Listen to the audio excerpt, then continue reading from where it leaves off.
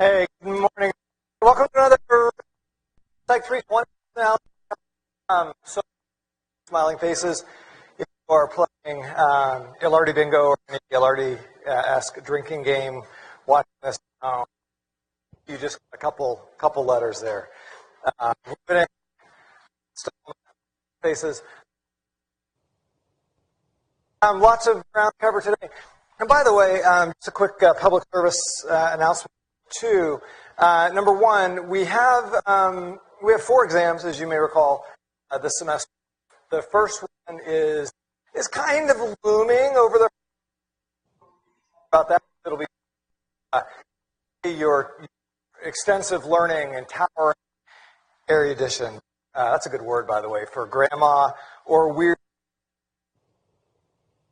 You can look it up. Learning.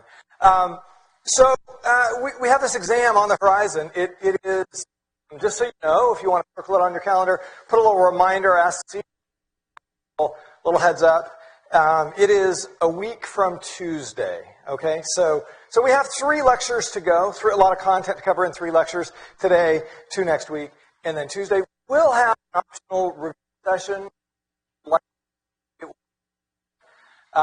by 2 of our, probably 2, right? 2 of our 3 intrepid graduate teaching assistants. Not sure which 2. Do you know? Me for sure. You for sure. Outstanding. Yeah. You're like our go-to guy there every time. By the way, Zach, our addition to the staff, many of you met him on Tuesday. He couldn't be here today, prior commitment, but he'll be here most of the time as well. We don't have it scheduled yet, the review. It will be either probably the Sunday or the Monday before the Tuesday exam for those who want to. You come to office hours, by the way, keep dropping by. I'd love to meet you guys. Have asked some tips on the exam. By the way, is it just me or is the sound cutting in and out? You're cutting in and out? Yeah. To let them know in there, maybe they can fix it. It might be a battery issue. I would be happy to remind me about minutes before we some pointers, some tips for how to really do well, if you'd like. Or I could record a little video for you this weekend on YouTube and upload it or something if that's better. Now you'd rather have it here. Okay, we'll do that. That's give you. They will be tomorrow as usual. If you want to come by, Friday afternoon is usually a good time. If you want to catch me in my office, talk about something a little more private, something a little more, where we could just be sitting there in my office rather than up here. Really pretty that you can catch me in without a lot of folks. Every day after lecture right here, I until the next crew comes in, which is usually a little before 1 o'clock. Anything else that we should mention?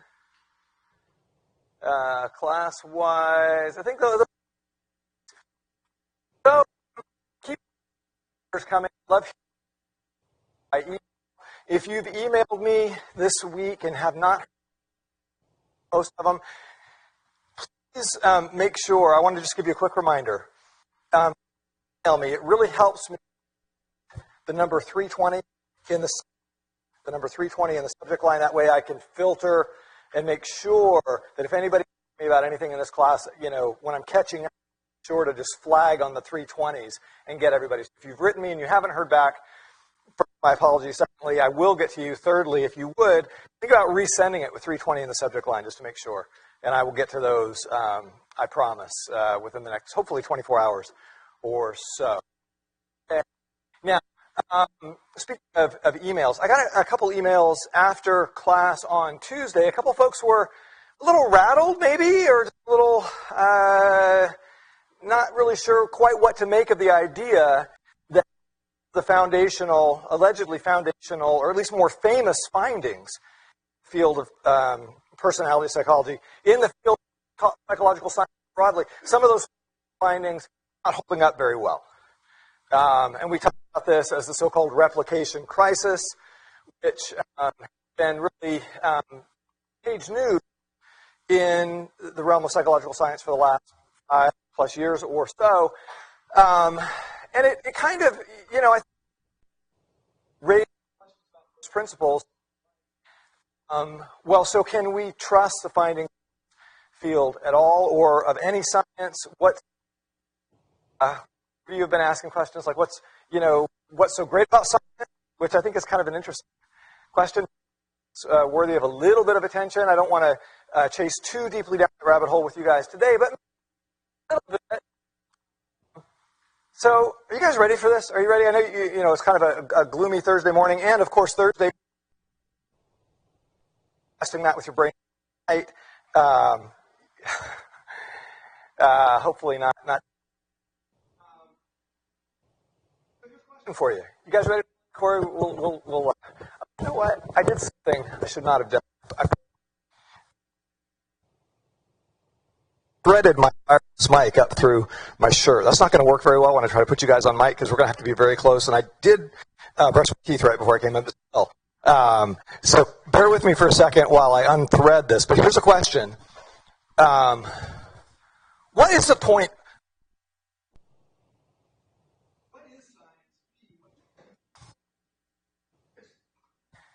Imagine you're at a family gathering, and you're like, hey, weird Aunt Edna, would you please pass the mashed potatoes? And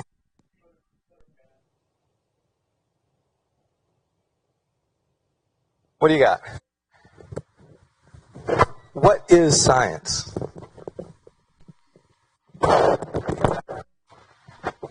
Okay, but I'm going to hand this off to you. I'll let you do the battery. I know. I'm going to steal Corey's mic. I'm so sorry. Okay, what do you got? What is science? Seriously. You don't have to give a perfect textbook definition. And by the way, please raise your name tag if you have it. Allie has it. What do you got, Allie? What is science? Just a way to rationalize the world around you. What do you mean by, because rationalize is a technical Freudian defense mechanism where we make excuses for our bad behavior. So I hope it's, do you mean to use our rationality, our reason, to better understand the world around us, maybe? Something like that? I don't want to put words in your mouth. Okay, good. Yeah, Brittany? Oh, dude, you got my mic now. Yep. Roll switcher. The tables have turned, young sensei. Just like observations about the world around us. I'm sorry, could you repeat that? Observations about the world around us. Yeah, science involves observing the world around us, but probably there are other non-scientific pursuits that involve like novelists are pretty good at observing parts of the world, at least. So what distinguishes science? Is that Gregory? Then I got some folks. Yeah, science is usually a method to figure out a certain problem or something that is unknown and change variables within that sort of problem to understand more about it. Okay, so it sounds like, Gregory, you want to stipulate a couple characteristics of science. One is to figure out problems, and that might involve actually acquiring the ability to manipulate things, to change things, to affect things, to control things that we're interested in. Okay, I think these are all good. I'm not sure we've quite hit the core of it yet. What do you got? So I would say it's a standardized methodology in hopes of producing something that's repeatable so that we avoid the 5-year crisis. Okay, so it has to do with some sort of a methodology, some sort of a set of rules. Would you guys object to the idea that, in a sense, over the centuries, there has, in the scientific community, there's come to be a sort of a set of rules of playing the science game? And I don't mean game, by the way, in a flippant way. I just mean, if you are going to be attempting to understand the world through science, then these are the rules. And if you're not following these rules, then whatever you're doing, it's not science. That makes sense? Yeah. Okay, good. Vivek, what do you got? I was going to say it's a systematic way to understand the world through like observations, experiments, just so people have like a way to understand things in a more objective, defined sort of manner. Brilliant. Brilliant. Vivek's my guy right here. That was great. By the way, all the rest of you, great contributions as well. But yeah, so how about this? Science is at its core an attempt to understand everything as best we can, based on what? If you're going to be attempting to understand the world on the basis of science, here's what you're allowed to do. If you're going to claim to be doing science, you are allowed to observe things. So based on objective observation, notice objective. In other words, whatever you're observing is something that can be measured. Different people can look at it together and agree on it. Basically, how about this? You get to use evidence and logic. Evidence and reason. That's it. And part of the reason why science has been so incredibly powerful as a project over the last, depending on how you define it, maybe the last 300 to 400 years, a couple things. One, it starts with an incredibly humble appraisal of the human condition, which is that on our own, all of us are subject to lots of biases. Remember we talked about how we're all sort of, we have self-serving biases and all kinds of other biases. Scientists are people, right? Scientists have their own biases. And so what did the scientific community decide? Whatever it is that you're doing, whatever claims you want to make about the world, like say, here's a claim, light is actually both a wave and a particle, and light is actually on a continuum in terms of the frequency. By the way, you don't have to write any of this down, but here, this is a claim.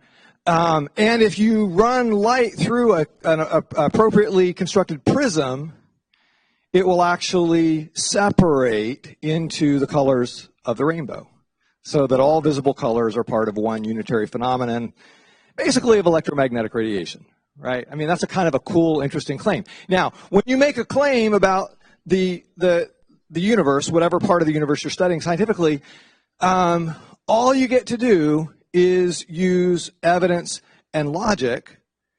And here's the really cool thing. When you're playing by the science game, it's understood that whichever individual scientist is making a claim is probably wrong. That getting things more accurate, more right about the world around us is hard. And all of our knowledge is hard won. And all of it has been challenged. In other words, I really want you to think about this deeply. Imagine if every single thing that you believe and care about, all of your cherished beliefs, were treated not as true, but as tentative guesses, hypotheses, that may or may not be true, and that you're only going to hold on to them in direct proportion to the amount of evidence and reason or logic that supports each one. And furthermore, that you've got a bunch of people that are really motivated to try to use evidence and reason to show you why you're wrong, or show you why what you believe is not a full picture. Does that make sense? So, in other words, part of what we require in the scientific community is whenever you make a claim about something, it has to be tested by other independent folks in the scientific community that are going to try to prove you wrong. And they're going to review your work. You have to publish it and publish your method in a way that other people can attempt to replicate it. And if they follow your published method and they don't get the same results, then it doesn't count.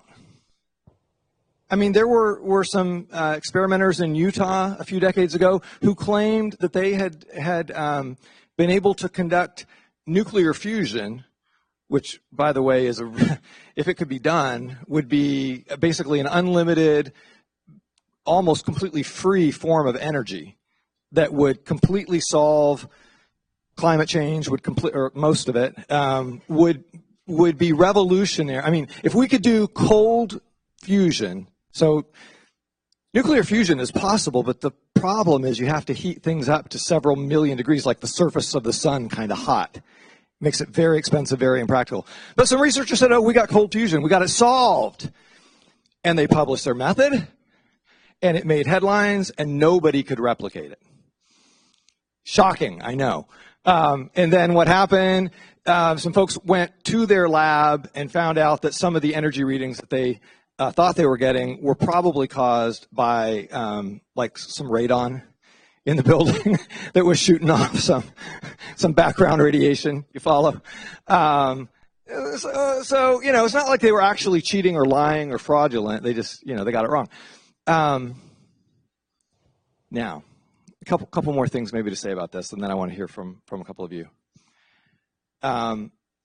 Do we or do we not, as a culture, as a society, sometimes have the picture of scientists as maybe not the most humble individuals, as maybe, you know, scientists as somewhat maybe arrogant? Is that accurate? Some of you are nodding your heads. Somebody weigh in on this. Can I get an amen on that? Do people feel like, do you feel that? And if so, why? If so, why? Why, Neil? Why? I saw you nodding. I'm putting you on the spot. I'm sorry. I did that last time too, not with you, but with somebody. Laura, why? Let's get you on mic here.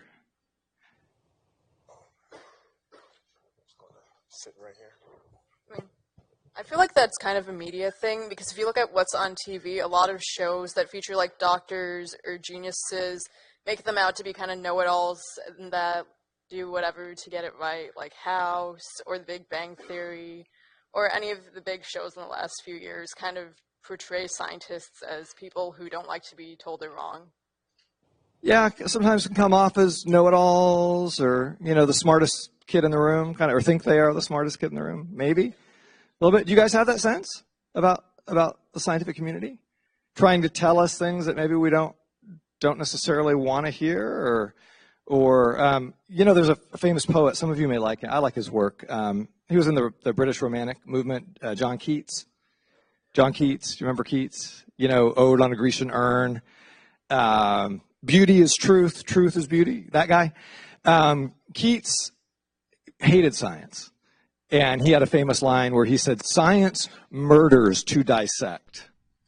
And then he got pissed at Isaac Newton, who's, you know, a foundational figure in the scientific project. He said, "Newton has unweaved the rainbow."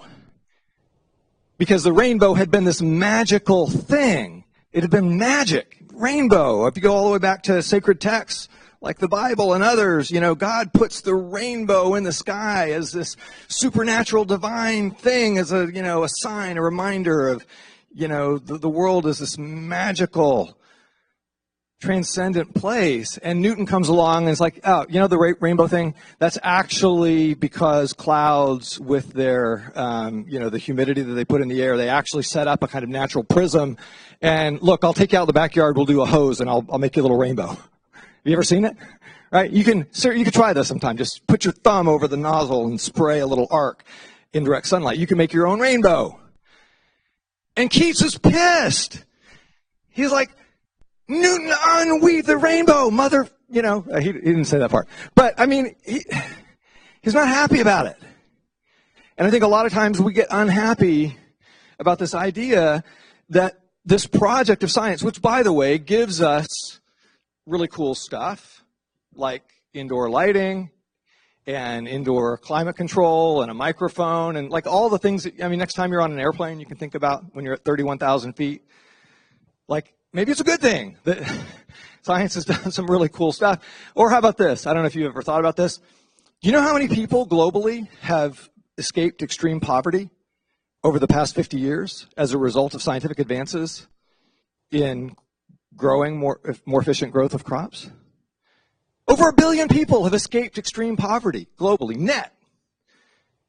200 years ago, before the Industrial Revolution, before, you know, science really started to take hold. And by the way, I'm not trying to be like to say that every single thing science has done has been great. Not really a big fan of nuclear bombs, for example. But 200 years ago, do you know what percentage of the people on the planet lived in extreme poverty? 200 years ago. What percent? Oh, by the way, this was before Novocaine. This is before surgical anesthesia. If you were having a surgery 200 years ago, you know, if you were lucky, they'd get you drunk. If you were unlucky, they just cut you open. That's 200 years ago. I promise you, if you could choose, most of you, if you were in your right mind, would choose to be living now rather than then. 200 years ago, you know what percent of people lived in abject poverty on the planet? Over 90%. Extreme poverty, less than $1 a day, extreme poverty. On the brink of starvation, hunger, 90% over. So science has delivered a lot of really positive things. How did it do it? Well, in essence, by saying, for the first time in human history that we know of, this is the part I really want to get through to you. We are going to attempt to leverage our reason and our ability to create experiments cleverly, to test what we think we know, to find out about the world around us in a way that we assume that most of what we think we're discovering is just an illusion based on our own self-serving biases. How about this? Here's the key. We're going to do it in a community. We're going to do it in a community. There was a famous book a couple decades ago called It Takes a Village. You know, it takes a village, it takes a community. I want you to think about this for a second. Why was the idea that you can't do science in isolation, that you have to have a community? Why was that such a key insight, a key breakthrough? That you need other people to help you question everything, that you need other people to hold your feet to the fire. And by the way, that if you're in the science community, that you can challenge anything, that you can be a heretic without getting tossed out into the outer darkness, whence there shall be weeping and gnashing of teeth. Right? In most communities, by the way, I don't know if you've ever thought about this, and this is not meant in any way as a slam on any other type of community, but have you ever noticed most communities where people are bound by common commitments and common beliefs, there are dogmas that everybody in the group has to believe? And these core beliefs or dogmas serve as a kind of glue, a social glue, that, you know, it's a way of signaling to everybody else that, oh, I'm part of the in-group. I'm part of the in-group if I believe this. And if somebody in the group questions that belief, then people get really worried. They're like, no, dude, no, you don't understand. We all believe this, and here's why, and this is dangerous. And if somebody persists in questioning one of those core tenets, then what happens? Have you seen it? Am I making you uncomfortable? I'm sorry if I am, but I mean, have you seen how many? What happens to somebody in a typical sort of in-group where folks are bound by commitments to a shared set of beliefs? If somebody says, I don't believe that anymore, or at least I'm not sure about that, what happens? Yeah, what happens? Let me get you on mic. Go ahead. They get thrown out into the cold. Yeah, it's like, thank you. Yeah, I mean, they're kicked out usually, right? Why? Why are they kicked out? Kelly, what do you got? Riley. Sorry, Riley, what do you got? Jonestown?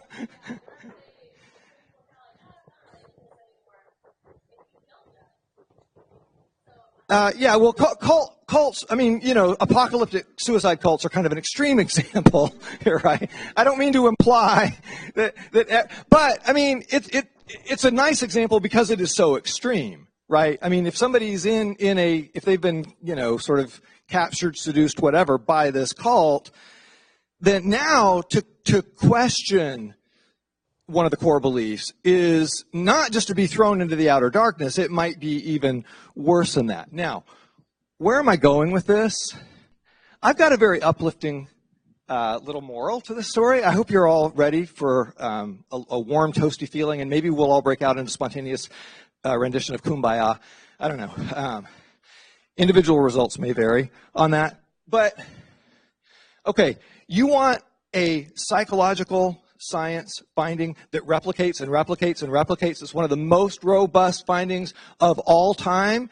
And Corey's going to be happy to know it comes from the realm of social psychology, which I love to kind of bash sometimes. But this is a super important finding from social psychology, and I'm sure most of you have heard of it, but you may have never fully pondered the implications. You know what this finding is?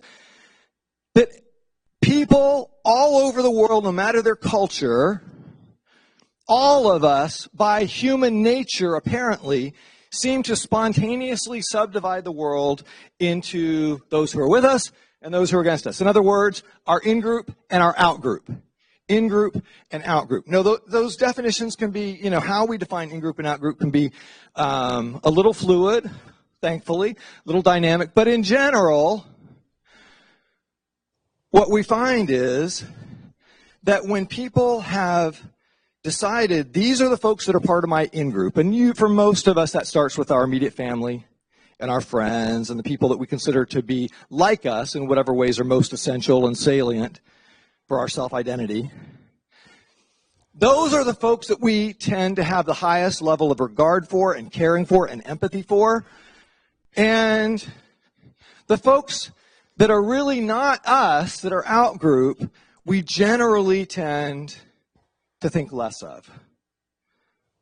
And we don't treat them as well, generally. And by the way, I'm not talking about anything unique to American culture. This seems to be part of the human condition. It happens for people all over the world. Everybody that's ever been studied pretty much has in-group and out-group. And it may have something to do, many of us believe, with the fact that our ancestors, for hundreds of thousands of years, spent their lives how? How did your ancestors live for hundreds of thousands of years, until about 10,000? Yeah, go ahead. Until about 10,000 years ago. And a tribe, I would almost be overstating it, actually, but yeah, in a clan, in a small hunter-gatherer clan, typically of 30 to 50 people that were on a lifelong camping trip together. 30 to 50 people. Sometimes it could get up to 100. Now, you use the word tribe, which is interesting, because what would often happen is within a clan, say 30 to 50 to 100 people, they would be linked in alliances with other nearby clans where they were joined by some intermarriage and some defense alliances, some, treaties in effect, where they would all have, certain linguistic affinities and so forth, and they would say, well, we're part of this one larger sort of tribe that might be a couple thousand people, and, we often, have you guys been hearing this word a lot? Some people are offended by it. I don't mean to offend anyone by it, but have you heard the word in our political discourse a lot recently, tribalism?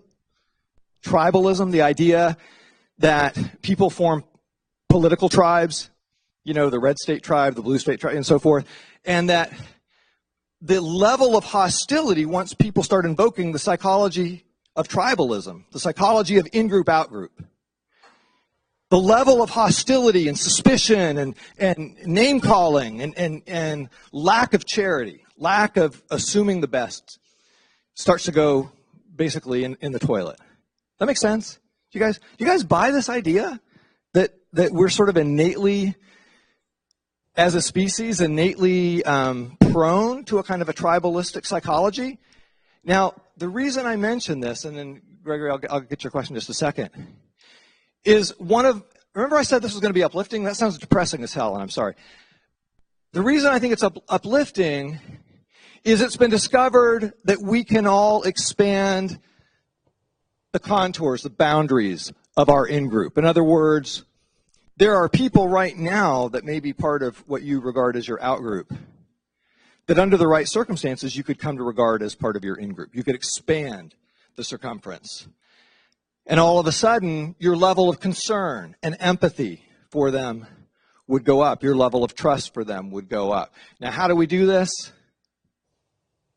Well, one of the most important discoveries, and the reason I'm taking time today to talk about this, is it has to do first with just being aware that part of our hardwired psychology is to be tribalistic, is to be in-group, out-group oriented. And once we see through that, then we can start to ask questions about, well, does it even make sense? Is it possible this is just an artifact of our hunter-gatherer legacy? This is a Stone Age leftover. This is old software running on our brains that is not helping us anymore, right? It might have been useful. By the way, could this have been useful 20,000 years ago?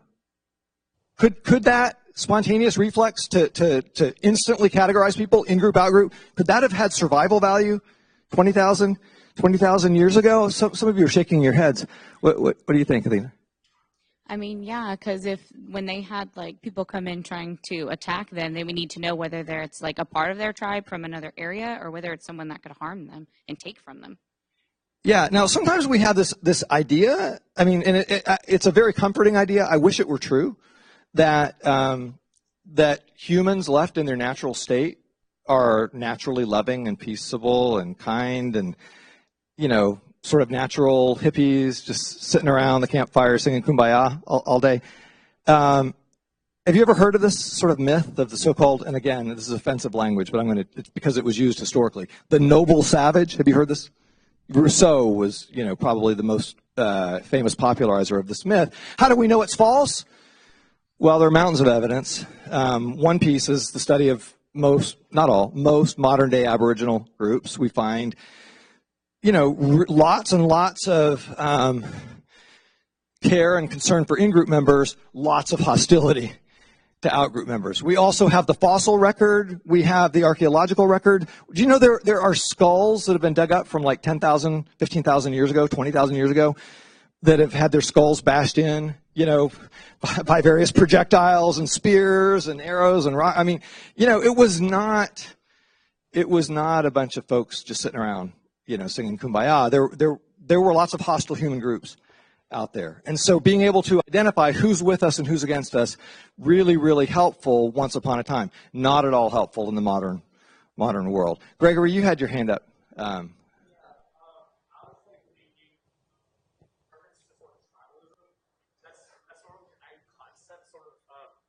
Eliminates the moderates essentially, or that's what I believe. Because say that again. It does what? I believe that like when you talk about the concept of tribalism, like for blue versus red, kind of doesn't it also imply that you sort of remove the moderates, or you? Yeah. So yeah, it's not like a categorical, but it should be like a spectrum. You should think of it as a spectrum in terms of tribalism. So my thank you. Most of my lifelong friends, not all of them, but most of them are more politically progressive, more part of the blue tribe, as it were. A lot of the folks in my family are part of the red tribe.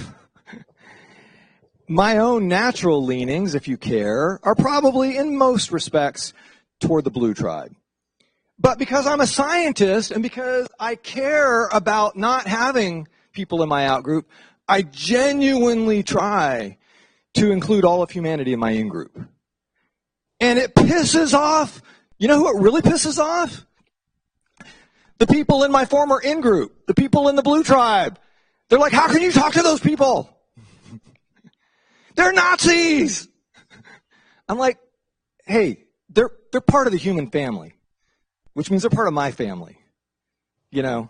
And so I need to try to connect and try to understand and try to persuade. Because we typically don't persuade people that are that regard us as part of their out-group, right? But it's hard to be a moderate if that means that you're not like fully embracing everything in the tribe. Now here's why I love being a part of the scientist tribe, if I can call us a tribe. We're sort of a meta tribe in a way. This is the key, and I really want you to understand this.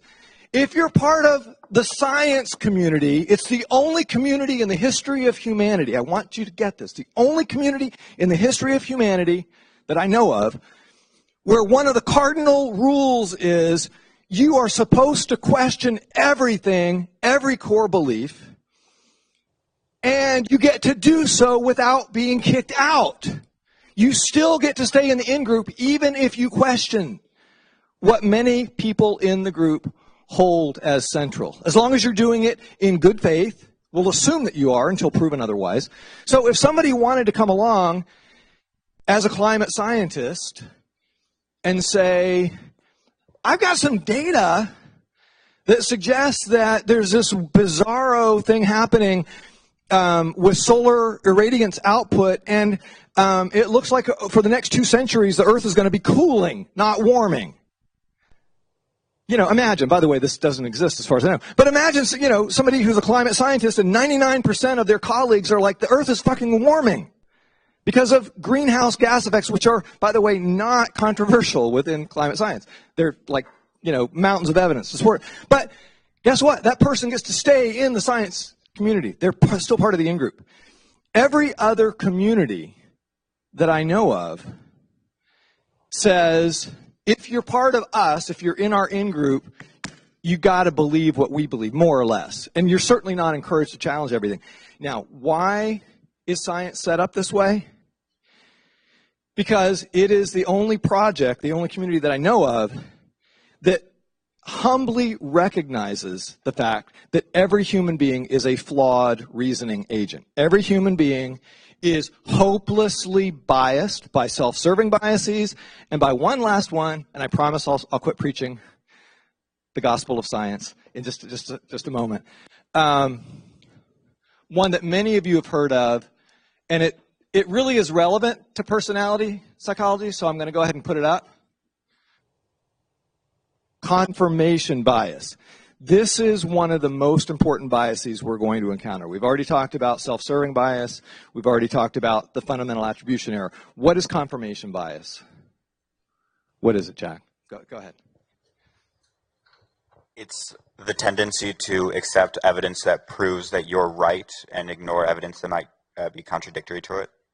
Yeah, thank you. Confirmation bias, we all have a bias. Once you believe something, once you've accepted something, we cherry pick all the evidence or all the things that we think are evidence that support what we already believe. We cherry pick it. And we filter out or explain away all the evidence that calls that belief into question. Does that make sense? So once we believe something and we're committed to it, we become very, very, very resistant to changing. In fact, one of the most startling discoveries among psychologists, and a very, very well replicated finding, is that very often when somebody holds a strong belief, and it could be, you know, a belief that, I don't know, I mean, back to climate change, a belief that the Earth is not warming due to man-made, you know, raising the concentration of carbon dioxide in the atmosphere to 400 parts per billion for the first time in millions of years, and that somehow greenhouse gases no longer apply magically or something. Okay.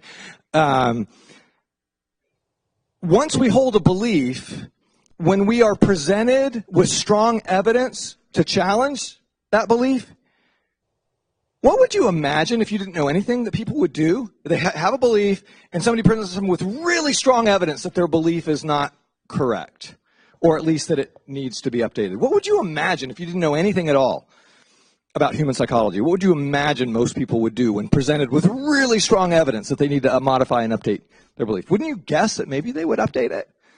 Maybe they would be like, oh, God, I never saw it that way. God, I didn't know about that. That's interesting. Wow, thank you. Thank you for making me better informed and, you know, for giving me really more accurate view of the world. Does anybody ever do that? Have you ever had an argument with somebody?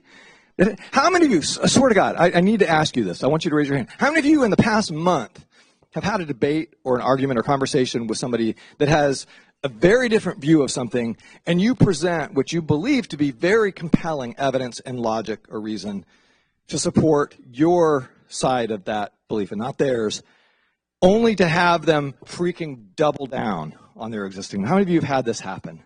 You know what I'm talking about? Now, that's amazing because you guys are mostly Midwesterners where, like in polite conversation, that sort of thing just doesn't even happen, right?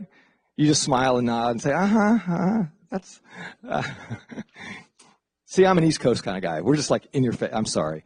I'll try to be nice. So come to my office hours. I promise I will not assault you with disconfirming evidence for your cherished beliefs, probably. It is one of the most vexing findings in all of psychology that people, when presented with disconfirming evidence, do not typically accept it, A, do not modify their beliefs, B, and C, here's the really vexing part, they double down. It makes them believe their original belief even more. It's like you can't make this shit up. They believe something, you present them with mountains of evidence that their belief is incorrect, false, incomplete, and they just double down. It is literally the psychological equivalent of going, right? I mean, they just... Now, a few hundred years ago, folks who decided they wanted to understand the world through this project of science, they basically realized that this is how the human mind works, and that therefore, the only chance we have of getting sure knowledge about the universe is to be in a community of other people that are committed to the same primary values, the same primary virtues. That it's better to have the truth about how things are than to have the comfort of continuing to believe something that's false. That it's better to, if you're fans of The Matrix, that it's better to swallow the red pill. Even if that shows you a world that's not what you had hoped, maybe, in some ways. That at least it's the first step, in back to Gregory's point, in being it. Do you believe this, by the way, that knowledge is power? I mean, real knowledge is power. And that if we want to make the world a better place, the first step is often coming to a better understanding of what's actually happening. That makes sense? Like finding out. I can tell you this as a psychologist who's worked with hundreds of patients. If we want to help them become a healthier, happier, more complete, whole person, the first step is often having to hold up gently a mirror to show them the truth about their situation. You ever known somebody who was an addict, who was in denial? Have you ever known someone who had an eating disorder, who was in denial? You ever known somebody who had a real problem and they were in denial? Or maybe it's a parent who's got a kid who's got you ever seen that? You ever had a friend or somebody that you knew and they are in real trouble and their parents are in total freaking denial? Right? And so very often, the kindest thing we can do is to hold up a mirror and say, that's you. And the scientific project is about people holding up a mirror to one another and to the universe and saying, this is what we see. This in-group, out-group shit, that is not the way I want the world to be. At all. There's a philosopher that's been very influential in my life. He's very controversial, so I'm not trying to say that you should take everything he has to say as the gospel truth, but his name is Peter Singer. Singer.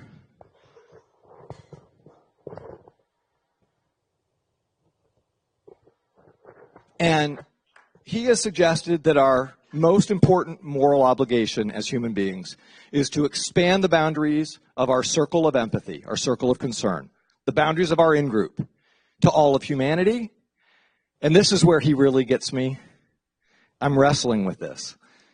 And then to expand it beyond all of humanity out to every sentient creature. Every creature capable of suffering, every creature capable of subjective experience, consciousness of some form. So he believes we have, for example, a moral duty to all stop eating animals. I was a vegetarian for 7 years. It didn't take. I'm sorry, those of you who think that's a moral imperative. I actually believe it probably. This is going to sound really weird to you. I'm really excited about the technological development of clean meat. Have you heard about this? Growing meat as muscle tissue in a lab in a test tube. You can get a hamburger right now grown in a test tube. No suffering was involved in the making of this hamburger, but it costs about $100,000. But in a decade it might only cost like $1.50. At Mickey D's. So where was I? If we take this in-group, out-group thing seriously as part of the human condition, you know what one of the implications is? We start looking for all the things that we're doing that are amplifying that tendency. You know, when people start really emphasizing, this is my group. Have you seen it? There's like, maybe there was something of that happening in the 2016 election, you know, where people are like, wait, you know, my group is the most important. And it just leads to more of this in-group, out-group hostility thing, you know. And if we want the world to all be one big in-group, then maybe we try to emphasize our common humanity, the ways in which we're all part of the same thing. Does that make sense to you guys? Does it sound too preachy? I'm sorry if it does. Did I mention I grew up in the church? I'm not still there, but I mean, you can take the boy out of the church. I don't know if you can take the church out of the boy completely. Anybody want to weigh in on any of this? Does it? Yeah, Alan, what do you got? Oh, yeah, you can. Yeah, please come to my office and weigh in. And you don't want to. Yeah. All right. So if I can try to pull this back to where we were, the reason we do science is because we are all hopelessly tribal. We're all hopelessly biased. We're all hopelessly flawed, and yet in community we can hold each other accountable. Have you ever had that happen, by the way, where somebody held you accountable to something, and as a result, it actually helped you see something that you had never seen before, made you better? You ever had a coach? You ever had a mentor, somebody who could hold up that mirror to you by holding you accountable to make you better? What it suggests is that science is the only community on the planet that is inherently self-correcting. Inherently self-correcting. I'll go one better than that. It's a community of people that have understandings of the world and the universe that are constantly undergoing a kind of Darwinian evolution. They're mutating. Why? Because people are coming up with new and better ideas, and they're being subjected to selection pressure based on what they can predict successfully. And a lot of science is about successful prediction. Staggeringly, improbably successful prediction about things. Okay. Seriously, anybody want to weigh in on anything? Was this helpful at all, or was it helpful? You're nodding. Thank you for nodding, by the way. How so? I don't know. I didn't really think about it. It was just helpful.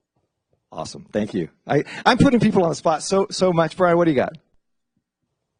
I don't know. This could be a shameless plug for a nonprofit, but there's a great vegan meal right after this at Ecumenical Campus Ministries. Dude, you are the man right there. Yeah. You are the human, I guess I should say. Like I said, I tried for 7 years. I'm not saying I'm not ever going to go back. Does it make me a bad person that I just was craving steak so hard? And when the first steak I had after 7 years, by the way, I'm going to blame it on my little sister. My little sister saw me after 7 years. I mean, we see each other once a year. And she's like, bro, you look terrible. You look like shit. Your color's bad. You're scrawny, even more scrawny than usual. You're like, what are you doing to yourself? And I was like, well, and she's like, no. She's like, let me fix you a steak. I was like, it does sound really good. I've been so much healthier, so much happier. But I think about those cows still, and I just want you to know I'm wrestling. I'm in the game. All right, where were we? Now, we left off last time. We were talking about correlation. Why? Man, this is going to be hard. It's going to be really hard to get back on track, but I'm going to do it. I promise. This is going to be hopefully epic. Yeah, we can. Oh, yeah. I'm kind of enjoying. Is this okay for you? Can you guys hear me all right like this? It's not too booming. I'm just going to stick with it. Thanks. So we said, trait approach to personality. It's the foundational of the 6 models. By the way, you may be wondering, why did I start with this one? It's the one that gives us the best description of what people are like. Why? Because that's what it cares about, is to give an accurate description of the contours of your personality. It does not care about why you are the way you are. Why? Because it believes, based on considerable evidence, that if we can just describe what you're like, what your traits are like, that's going to give us the best prediction of your future behavior. And one of the big goals of science is accurate prediction. Now, it doesn't care about, it's agnostic about explaining why you are that way, basically because it says, who cares, that's really hard. Not that it doesn't matter, just that we're not focused on that. We just really want to predict what you're going to be doing. And remember, a trait is stable, so if we can describe a trait accurately, we know that's what you're going to be like tomorrow because you're like that today. And then along comes Walt Mischel, the same guy who brought us the marshmallow test, and he says, wait, not so fast. Look how much situations matter, not traits, but the situation you find yourself in, and he articulated what became known as the situationist critique. Are traits really that stable across situations? And what did he use as evidence to challenge trait theory? He said, look, I've got a bunch of studies that I've conducted and that other people have conducted, and we attempted to measure somebody's trait, and then we watched what they did in an experiment, and there's these really, really weak correlations between their alleged trait and what we actually see them doing. Now, to understand this critique, we have to know just a little bit about correlation. Most of you do. Just really quickly, if we plot two variables, we'll call them x and y, on a graph, if they fall on a line like this, like this, like this would be perfect, then we say they're correlated. In other words, knowing the value of one gives you some information about the likely value of the other. What are two things that are correlated? Your grades, your GPA in high school and your GPA in college. You know what the correlation is on average? High school GPA, college GPA? About 0.5. About 0.5. So it looks kind of halfway in between this and this. If we know that you had a 4.0 out of a scale of 4.0 in high school, that you're probably going to have an above average GPA in college. It's not perfect prediction. Some people fall off the rails.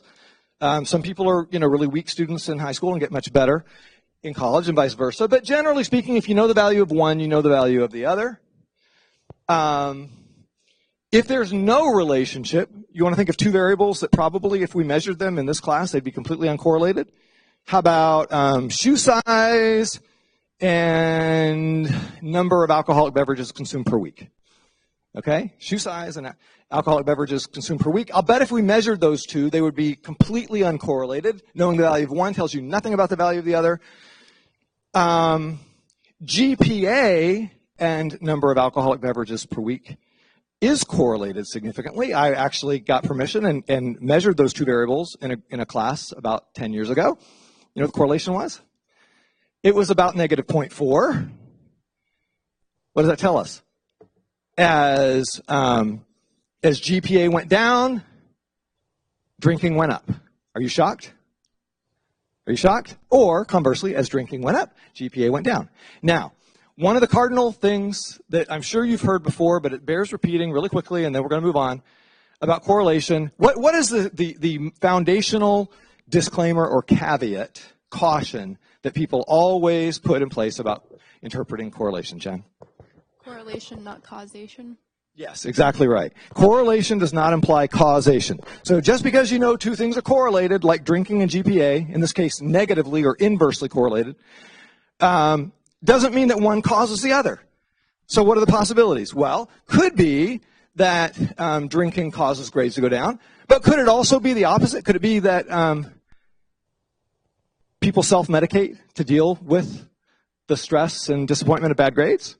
Right? In other words, oh my God, I'm really struggling in this class, I'm going to drink more. Or could it be a third variable that's actually leading to both? Like, maturity level or, conscientiousness or, who knows, right? In other words, it could be something unrelated to either of them that's causing this spurious correlation. So we never just look at two things that are correlated and assume that, the most appealing story about what's causing what, that's true. We need to, how do we get better evidence for one thing causing the other thing? What's the gold standard for basically proving that one thing causes another thing in science? It's not looking at and finding a correlation. You know, Alan?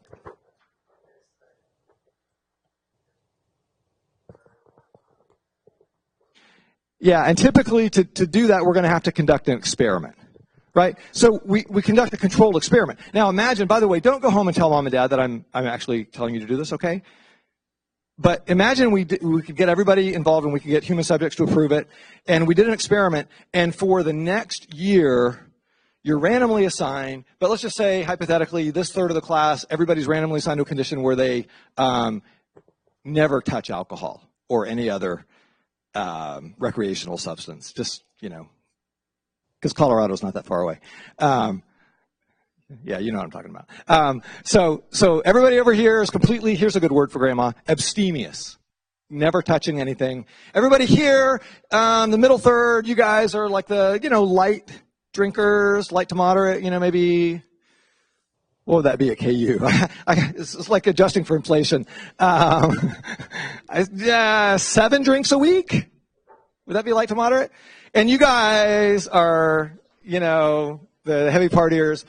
What do you think? Like 20 to 40 drinks a week or something? Is that? Now that would be a really interesting experiment.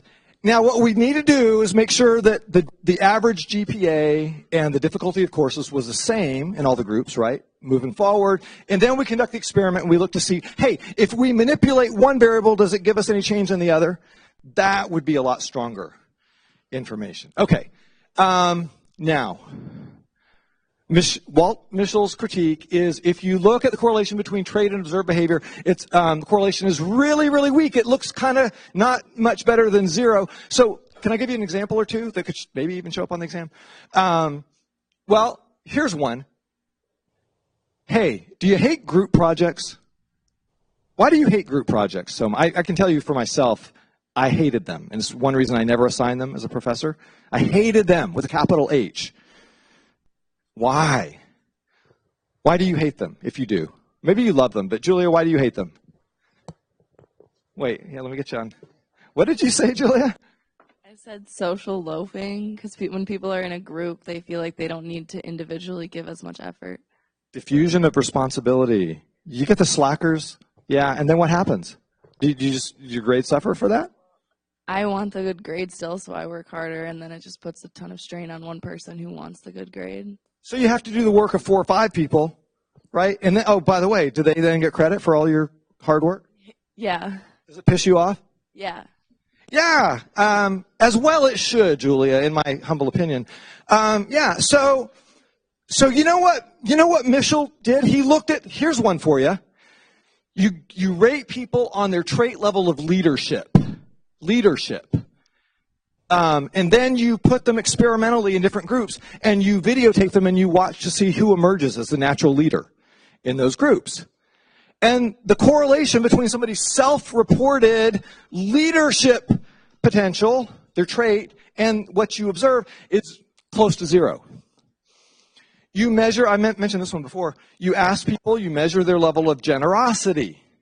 And then you put them in an experiment where they have a chance to be generous to somebody with actual money that's part of, the experiment. And the correlation, again, is close to 0. It's very, very low, typically 0.2 or below. Now, the trait psychologists pushed back against Mischel, and they won the argument, in my opinion, and that of most of the field. How? 2 things. First thing, this is by far the most important. They said, look, you can't just cherry pick one observation and say that's relevant to a trait. Why? Because traits are about patterns of behavior over lots and lots and lots and lots of experiences. It would be the equivalent. Have you ever played baseball or softball? You ever played baseball or softball? You ever had a batting average? You know what a batting average is? Okay. It would be the equivalent of looking at a player's lifetime batting average and the correlation between their lifetime batting average and their outcome on a single at-bat. Did you get a hit or not in that at-bat? You know what that correlation is? It's about 0.01. In other words, you could look at that correlation and say it's really, really tiny. Therefore, the trait of being a good hitter or a bad hitter does not exist. That's what Mischel would say. Or, if you prefer basketball, as I do, to baseball, by orders of magnitude. I like baseball. Baseball's fine. Love basketball. You could look at a player's lifetime 3-point shooting percentage and the correlation between that and the number of 3-pointers that they make in 1/4 of play. And that correlation, again, I'm sure, would be, 0.01, 0.02, something like that. And yet, if you looked at the correlation between Steph Curry's lifetime three-point shooting percentage and his three-point shooting percentage in any given season, where he attempts hundreds of them, it's going to be extremely high. That makes sense? So you want to get a big sample of behavior. And so what the trait theorists pushed back against Michelin, they said, look, if you look at people's big samples of their behavior, the traits are there. And they're really obvious. You just need to take a really big sample. Okay. Maybe it's just me, but have you ever introduced two friends that have never met each other, and you're talking the one friend up, and you're like, oh my God, he's so funny, you're going to love so-and-so, they're like this great person, and then you introduce them, and your one friend is having a bad day or off day or something, and you're like, oh my God, no, have you ever tried to play matchmaker? You ever tried, you're like, oh my God, you're going to love them, they're so great, and you sit there, and they're just like having a really bad day, or, wait, have you ever had a friend join you in a class that you really like? And you're like, oh my God, this class is great. And then you come in, and it's like, what? Dr. Alardi is like preaching about science. Like, what the fuck is, and you're like, no, it's good. It's good personality. It's like, you follow? You could be having a bad day. You could be, all right. The second thing, I love this. It's also been discovered, by the way, here's a name. It's good for you to know. I will not put it on an exam, probably. You ever heard of Malcolm Gladwell? Malcolm Gladwell? Oh, my God. If you love podcasts, by the way, his podcast, Revisionist History, is the bomb, I think. Does anybody say the bomb? Nobody says that anymore, but I still say it. About 15 years ago, a student on a course eval wrote thebomb.com. And I was just like, thebomb.com, that's pretty good. And I started using it, and my daughter's just shaking her head. She's like, Dad, you cannot use that. That's just so sad. She's like, that is just so sad. You cannot. Where was I? Oh, Malcolm Gladwell wrote a book called Blink. You ever heard of it? Blink? It's a really fun book. Anybody ever read it? How many of you have seen or read Blink? Have you ever read anything by Gladwell? You ever read Outliers, or what'd you read? Yeah.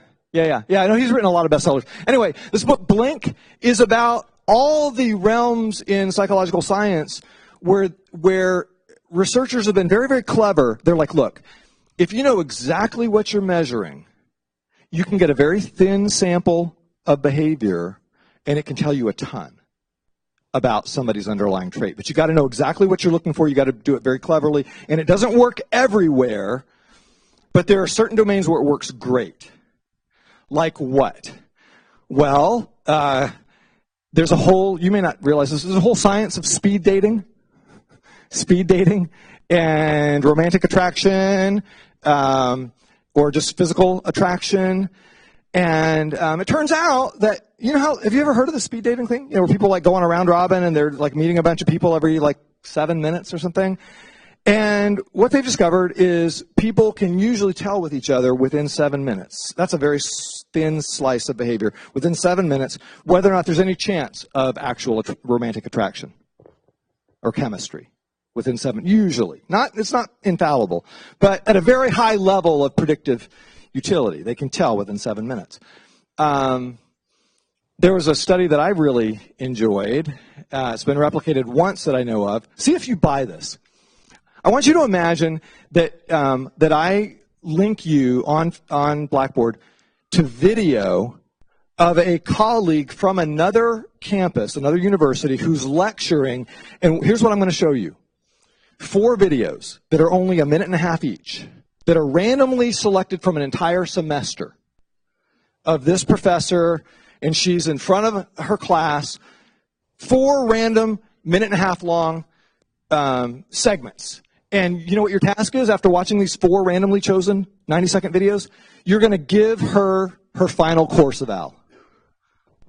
Final course evaluation. That experiment has been done. You know what the correlation was between students who had never met this professor, had no idea about them, and by the way, they did this for dozens of professors. You know what you want to guess the correlation between watching, what is that, a total of 6 minutes of lecture, and their own students' final course evals? It was like 0.7. I mean, super strong. By the way, can I give you a rule of thumb for interpreting correlations? You probably want to write this down, okay? This is just a rule of thumb for interpreting the strength of correlation. If it's between 0 and 0.25, or 0 and negative 0.25, we call that weak. If it's 0, we call it non-existent. If it's between 0 and 0.25, we call it weak. If it's between 0.25 and 0.5, we call it moderate. If it's bigger than 0.5, we call it strong. 0.7 is like crazy high. 0.7 is like if we measured your level of extroversion today and measured again in a week. That's like that's crazy high. All right. So we do believe in traits. Now, if we're going to assess traits with actual personality tests, this is where it gets, I think, a little bit more fun. By the way, on Tuesday, we're going to look at the first of several personality tests this semester. So if you are ready to move into the realm of, hey, let's actually learn stuff that we can actually use and apply, learning about ourselves and others, that starts on Tuesday. I'm going to link you to your first personality test over the weekend. I want you to take it if you have a chance. It's a very comprehensive test. I think you're going to really enjoy it. It's self-scoring, so you don't have to worry about scoring it. Now, there are two main categories of tests that we use in the business. We call them projective tests and objective tests. Projective or objective. Projective tests are some of the very first personality tests that were ever devised. They were devised by followers, many of them followers of Sigmund Freud. And the idea behind projective tests is if you are clever enough as the psychologist, you can give people a test that will draw out elements and features of their personality that they will have no idea what they're giving away. In other words, you're going to be able to figure out what they're like using your superpowers. As a psychologist, using your psychological spidey senses, you will be able to x-ray their soul or some portion thereof and learn what they're really like, and they're not going to have a clue what they're giving away. It's a brilliant, magical sort of idea, and like most brilliant, magical sorts of ideas, it sounds a lot better in theory than it works in practice. It falls in the realm of a really cool idea that's like, nice try, for the most part. Now, what are some of the most famous projective tests, and what's the problem with them? Well, we talked about this one already. It's probably the most iconic, the Rorschach ink blot test, and of course I want you to know about it. I'll show you an example. Again, the Rorschach, by the way, you can look it up if you want to Google it. You can see all 10 cards. Let me just tell you a few things about it. It's possible it could show up on an exam. You can read about it in the optional text, but here's what I want you to know about it. The Rorschach, it has 10 cards like this. They were selected from a sample of hundreds and hundreds and hundreds of ink blots where you take a sheet of paper, you put ink on it, and you fold it. Some of the blots, 5 of the blots actually, are color. They're in different colors, and 5 are black and white, like this. If you're sitting there taking the test, the experimenter, the psychologist, is just sitting next to you. They hand you the card in this, believe it or not, this is upright. I mean, you could imagine like turning it sideways or turning it backwards, whatever. They hand it to you in a position, and they say, what might this be? Now, it's on you. If you could ask, can I turn it upside down? Can I, and then, the response is, yeah, whatever you'd like. What might this be? And you start saying, well, I see, and a couple of you gave some really cool answers. Last time, the most common, or some of the most common responses are, looks like a bat, looks like face of a fox, this could be a jack-o'-lantern in here, it could be a dog, it could be, 2 creatures here and here, maybe that's an angel wing, they're dancing around some bell-like thing in the middle, maybe that's a dancer in the middle with their hands up in the air, or his hands up, you see, maybe that's a silhouette there of, looks like a woman maybe, with that's her feet, her heels pointing that way, you see it? People see all kinds of things. Now, based on the things that people say, the psychologist actually has this elaborate scoring system and allegedly is going to find out all kinds of things about your personality. Now, the traditional interpretation was through the lens of Freudian theory, which we're going to learn about later this semester. There were interpretive things like, hey, if you see food, that's a sign that you have a, quote, oral personality type, that you're orally fixated, that you have oral dependency issues. Maybe you're clingy, maybe you're irrationally fixated on abandonment. This has been tested now scientifically. It was accepted as dogma, by the way. That sounds like not a very scientific thing to do. Guess what? Freud, who was trained as a world-class scientist, he was a neurologist, neuroscience researcher, he forgot most of his training when he became a world-famous celebrity and started publishing, bestsellers. He kind of forgot about a lot of that. But he did at least know better. So guess what? Guess what the science says? Keep your notebooks out for another 2 minutes, if you would. There's absolutely zero scientific evidence that if you see food, you are more likely to be dependent or clingy than if you did not see food. If you see food, probably it's a sign that you're hungry when you're being administered the test. Here's another one. If you use the color that's in the colored cards to inform your response, to inform what you see, traditional interpretation was that means that you are able to integrate your emotional life into your day-to-day psychological function. In other words, you're in touch with so if you're in touch with the color, somehow symbolically, that represents your emotions. And if you can be in touch with the color and use it, then you can be in touch with your emotions and use those for adaptive psychological functioning. Again, nice try, bullshit. The field calls bullshit on it. It doesn't work. But it was a nice guess. That's the problem with a lot of projective tests, and I want to put it in terms now that hopefully you'll remember. It does not have validity in most respects. Validity is the technical term. Here's the last little nugget of, hopefully, info that you'll get in class today. Validity is the technical term that means the following, and I'll give it to you twice just so you can write it down if you want. Validity is the extent to which a psychological test actually measures what it claims to measure. So if a test has validity, then what it's claiming to be telling you about is what it is actually telling you about. So what's a test that has at least some validity? Well, if we measure, let's say, your this is controversial, but I'm just going to say it. If we measure your Myers-Briggs personality type, even though it's got some problems, it actually tells us some non-trivial, non-random things about your personality. It's not very reliable, which means, remember we said it doesn't always give you the same result, the same answer, but it does at least have some validity. Okay, you guys have a great weekend. I'll be around if you want to come up and say, hey, you want to talk about the marvels of doing science, the vagaries of the human condition, how we need to make all of humanity part of our in-group, any of that, I'm your guy.